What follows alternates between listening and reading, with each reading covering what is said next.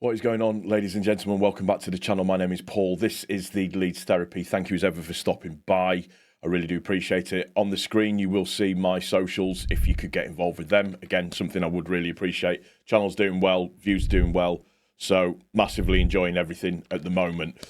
Before we get into today's video, I just wanted to again push the Leeds Content Creator Cup, 20th of July. John Charles Centre for Sport, kick-off at 1 p.m. You can get your tickets either via the QR code that's on the screen or by the link down in the description below. With that as well, if you can't make it on the day, you can also just donate at the same time if you wanted to. There's the description, in the description, there's a link to the website with the donate button on there for you if you can't make it on the actual date itself. But it would be really good to see you there on the day. It would be a really, really good fun. It's for Prostate Cancer UK. Really, really important thing that we're getting involved with here. It will affect 1 in 8 men in our lifetimes. So just something to really get involved with. So any support that you could give would be greatly appreciated. So into the actual video for today itself. What a mental few hours it's been at Leeds United. It generally tends to happen in that way. The first really, really positive thing to talk about is that Gudmundsson is now officially through the door, confirmed by the club, signed on a 4-year deal. He represents a £10 million outlay for us. He's come in from Lille. Like I said, he'd be here for 4 years. For me, it represents a really, really solid piece of business in terms of his stature, in terms of everything about him and what he brings to the defence for the actual club itself. I think it's a really, really strong move. It kind of almost boxes off everything that we want in terms of the defence side of stuff and what we actually need. That's, not forget he was playing in the Champions League. He also finished 5th in Ligue 1 last season. He was a regular starter for Lille last season as well. Just, for me, it represents a really, really, really good signing for us, and I'm really pleased to get it over the line. It just shows me that we're really trying to build that strength within the defence side of things, just to push that up really as strong as we possibly can. So fantastic to get that over the line. I think we all knew it was going to happen, but just fantastic to get it over the line and boxed off, and I'm really, really liking the kind of sensible, assured business that the 49ers are doing so far this season. I think they're doing a fantastically good job. Just that's obviously in my personal opinion, but I think it's going to stand us in really good stead for next season so far in terms of what's getting sorted out in the defence.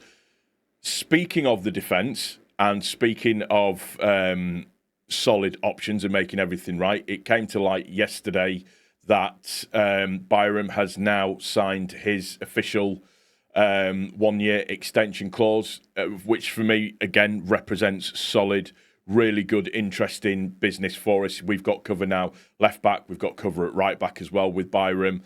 Just really sensible. He's Mr. Dependable. He's done well in terms of managing his injuries over the last 2 seasons. I think he's earned it. He's definitely deserved it. And it's just that really nice romanticised story, isn't it? That playing for your boyhood club and then being able to play in the Premiership with them as well. So really, really pleased for Sam. And again, richly deserved, and I think something that just represents fantastic business for the club and also for Sam as well. So really, really pleased about that. And then just sort of moving on in terms of things that it just seemed to go a little bit nutty yesterday overall. I'm filming this at like 6 o'clock in the morning. So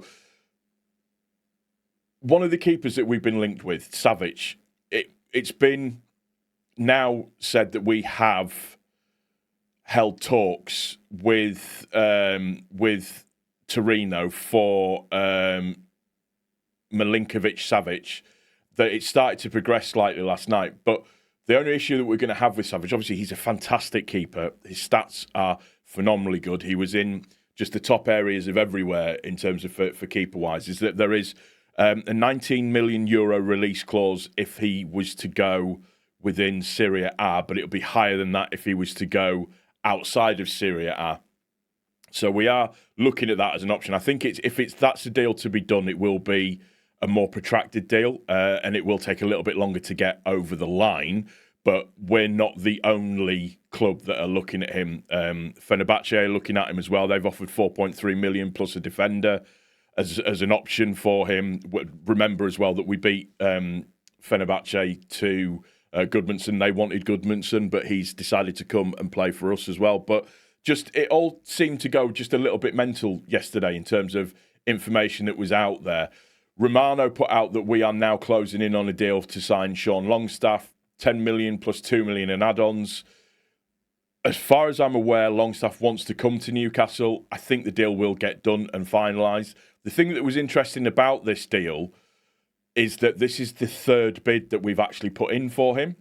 Nobody knew that we'd done that. Nobody knew that we put a third bid in for him. But this is the third offer that we've put in with 10 million plus 2 million on add-ons.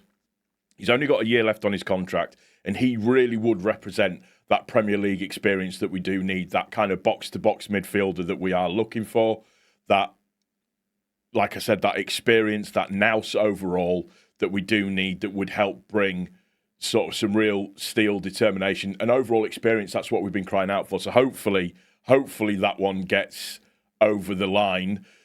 Then it said, Florian Plettenberg had said that we have made a proper official approach to sign Anton Stach. We haven't made an offer yet to Hoffenheim. The central midfielder, he's under contract until 2027. So that moves away from that 1 year on contract left approach that we're trying to make. He's 2 years left on his contract.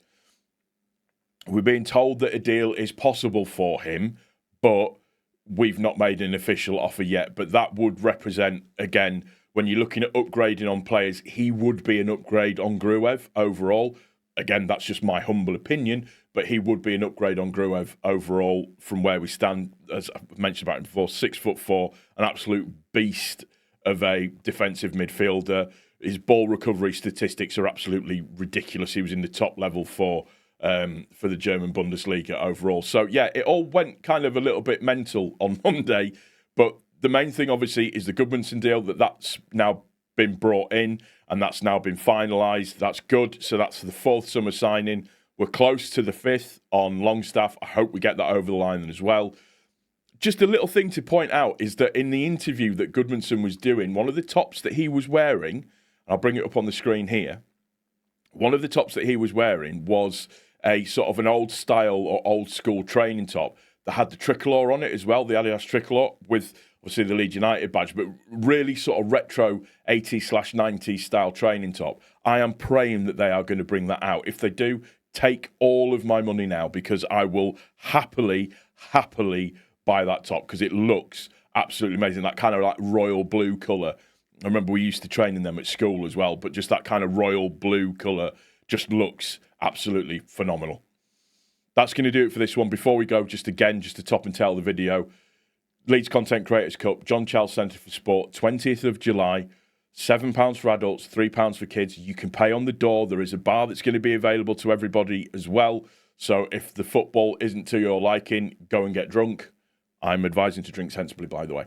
But yeah, on the screen here now, use the QR code, or it's on the link in the description. If you can't make it, as I said, please donate. Prostate Cancer UK. It's one of the, like I said, one of the biggest deals that we have to put up with as men. 1 in 8 men will suffer from it in their lifetime. So it's really, really important to us. So yeah, please support us if you can.